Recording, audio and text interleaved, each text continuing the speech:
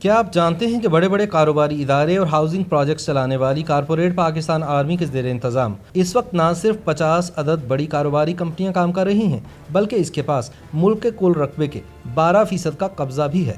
اسی کے بلبوتے پر اب ملک میں ایک علیحدہ معاشی سلطنت قائم کی جا چکی ہے، جس کی وجہ سے ریاست کے اندر بھی ایک علیحدہ ریاست بن چکی ہے۔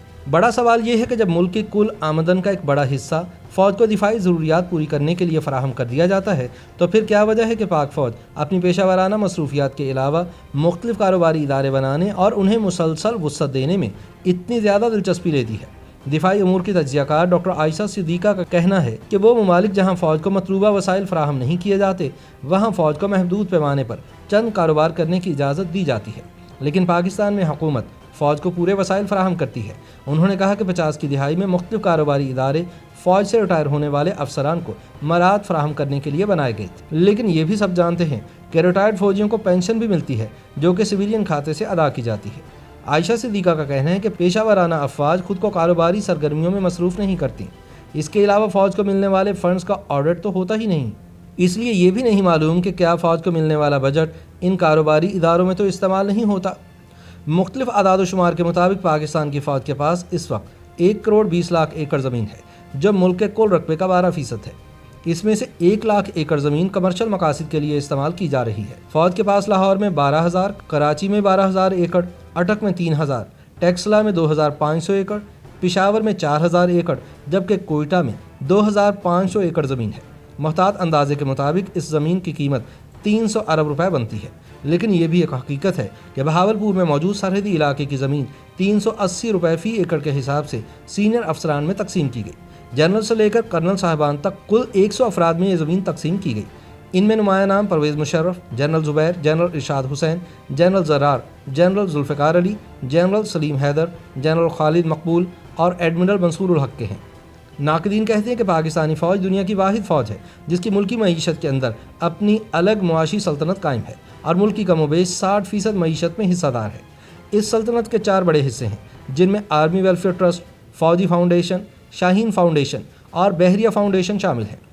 فوج ان 4 ناموں سے زیادہ تر کاروبار کر رہی ہے اور یہ سارا کاروبار وزارت دفاع کے ماتحت کیا جاتا ہے۔ اس کاروبار کو مزید 3 حصوں میں تقسیم کیا گیا ہے۔ پہلا حصہ NLC یعنی نیشنل لاجسٹک سیل ٹرانسپورٹ سے متعلقہ شعبہ ہے۔ کہا جاتا ہے کہ یہ ملک کی سب سے بڑی ٹرانسپورٹ کمپنی ہے جس کا 1698 سے زائد گاڑیوں کا کارواں ہے۔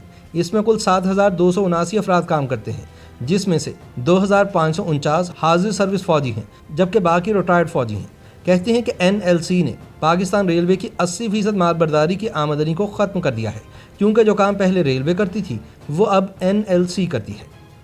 فوجی کاروبار کا دوسرا حصہ فرنٹیئر ورکس آرگنائزیشن ملک کا سب سے بڑا ٹھیکیدار ادارہ ہے اور اس وقت حکومت کے سارے اہم تعمیراتی ٹینڈرز جیسے روڈز وغیرہ اسی ونگ کے حوالے ہیں۔ اس کے ساتھ ساتھ کئی شاہراہوں پر ٹول ٹیکس لینے کے لیے بھی اسی ادارے کو ذمہ داریاں سونپی گئی ہیں۔ SCO نامی فوجی ادارے کو پاکستان کے زیر انتظام آزاد جموں کشمیر، سابق فاٹا اور شمالی علاقہ جات میں کمیونیکیشن کا کام سونپا گیا ہے۔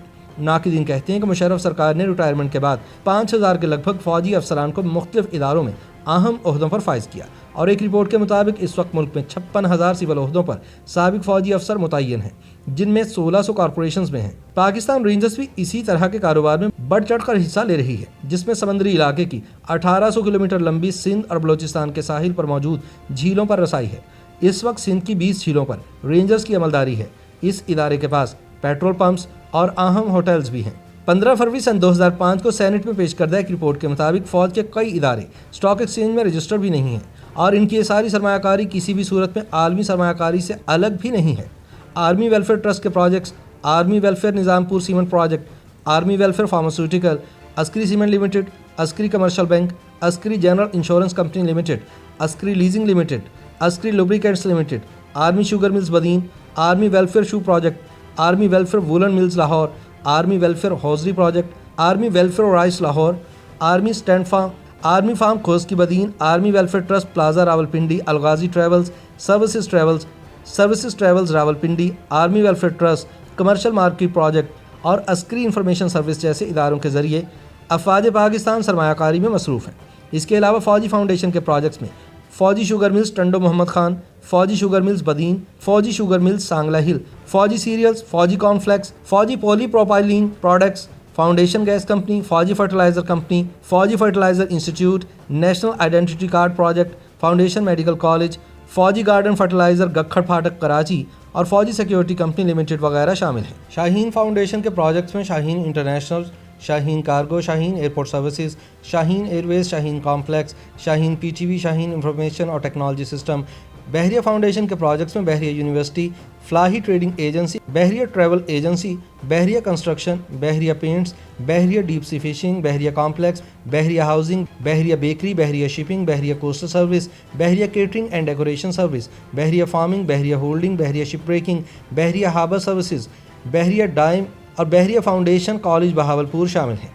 मुल्क के तमाम बड़े शहरों में मौजूद cantonment areas, defence housing societies, Askari housing projects और ज़रई अराजी फार्म इसके अलावा हैं। सन 1955 में कोठी बराज की तकमील के बाद गवर्नर जनरल गुलाम मोहम्मद ने एक आपाशी स्कीम शुरू की जिसके तहत ज़मीनें बांटी गई, लेकिन 4 लाख मुकामी अफराद में तकसीम करने की बजाय ये ज़मीनें बाअसर अफराद में तकसीम कर दी गई। यहाँ जनरल अयूब खान को 500 एकड़, कर्नल ज़ियाउल्लाह को 500 एकड़, कर्नल नूर इलाही को 500 एकड़ और कर्नल अख्तर हफीज़ को भी 500 एकड़ ज़मीन अलॉट हुई।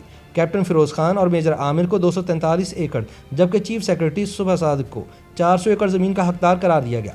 इसी तरह सन 1962 में दरियाए सिंध पर कश्मीर के करीब गुद्दू बैराज की तामीर मुकम्मल हुई। इससे सैराब होने वाली ज़मीनें, जिनका रेट उस वक्त 5 से 10 हज़ार रुपये फ़ी एकड़ था, अस्करी हुक्काम ने सिर्फ 500 रुपये फ़ी एकड़ के हिसाब से खरीदी।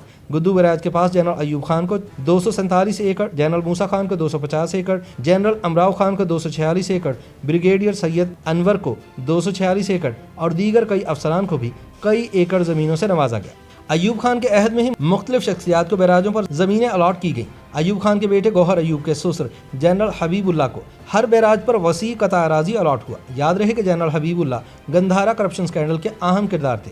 जनरल अयूब ने जजेस को भी सैकड़ों एकड़ ज़मीनें अलॉट की। इनमें जस्टिस S.A. रहमान, इनामुल्लाह खान, मोहम्मद दाऊद फैज़ुल्लाह खान और जस्टिस मोहम्मद मुनीर शामिल थे।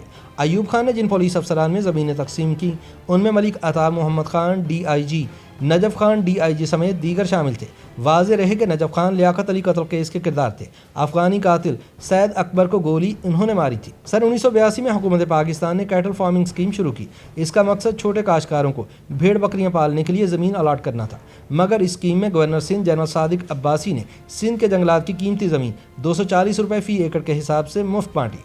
इस अरसे में फ़ौज ने कोटरी, सेवन शरीफ, ठट्ठा और मकली में 25 लाख एकड़ ज़मीन खरीदी। सन 1993 में हुकूमत ने बहावलपुर में 33,866 एकड़ ज़मीन फ़ौज के हवाले की। जून सन 2015 में हुकूमत सिंध ने जंगलात की 9,600 एकड़ कीमती ज़मीन फ़ौज के हवाले की। 24 जून सन 2009 को रेवेन्यू बोर्ड पंजाब की रिपोर्ट के मुताबिक 62% लीज़ की ज़मीन सिर्फ 56 आला अस्करी अफसरान में बांटी गई, जबकि उनका हिस्सा सिर्फ 10% था। सन 2003 में तहसील सादिकाबाद के इलाके नवाज़ाबाद की 2,500 एकड़ ज़मीन फ़ौज के हवाले की गई। ये ज़मीन मुकामी मालिकान की मर्ज़ी के बगैर दी गई, जिस पर सुप्रीम कोर्ट में केस भी चलता रहा। इसी तरह पाक नेवी ने किमाड़ी टाउन में वाक़ मुबारक गाँव की ज़मीन पर ट्रेनिंग कैंप कायम किया और अब ये जगह नेवल कैंट का हिस्सा है। सन 2003 में ओकाड़ा फार्म केस शुरू हुआ। ओकाड़ा फार्म की 16,627 एकड़ ज़मीन हुकूमत पंजाब की मलकियत थी। ये लीज़ की जगह थी। सन 1947 में लीज़ ख़त्म हुई। हुकूमत पंजाब ने इसे काश्तकारों में ज़रई मकासिद से तकसीम किया। सन 2003 में इस ज़मीन पर फ़ौज ने अपना हक ज़ाहिर कर दिया। उस वक्त DG ISPR शौकत सुल्तान के बकौल फ़ौज अपनी ज़रूरियात के लिए कहीं भी जगह ले सकती है। सन 2003 में सेनेट में रिपोर्ट पेश की गई जिसके मुताबिक फ़ौज मुल्क भर में 27 बड़ी हाउसिंग स्कीम चला रही है। आम लोगों को यह हकीकत मालूम नहीं कि फ़ौज के तहत चलने वाले कारोबारी इदारे खसारे, करप्शन और बदइंतज़ामी में स्टील मिल्स और PIA समेत किसी भी सरकारी इदारे से पीछे नहीं।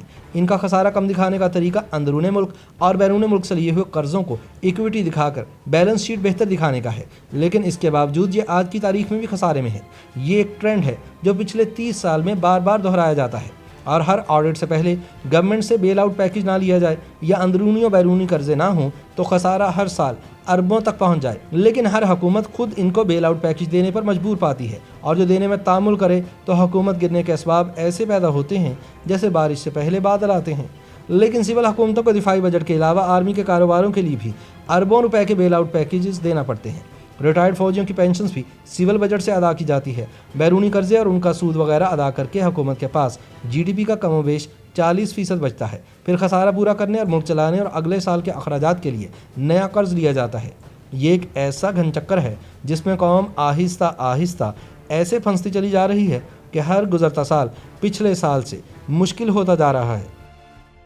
YouTube پر گوگلی نیوز دیکھنے کے لیے youtube.com کی سرچ بار میں googly news T V type کریں۔ گوگلی نیوز کے پیج پر سرخ رنگ کے سبسکرپشن والے بٹن پر کلک کرنا نہ بھولیے۔ YouTube پیج پر اپلوڈ ہونے والی ویڈیوز سے باخبر رہنے کے لیے بیل آئیکن پر کلک کیجیے۔ آپ کو ہر نئی ویڈیو کے بارے میں نوٹیفیکیشن موصول ہو جائے گا۔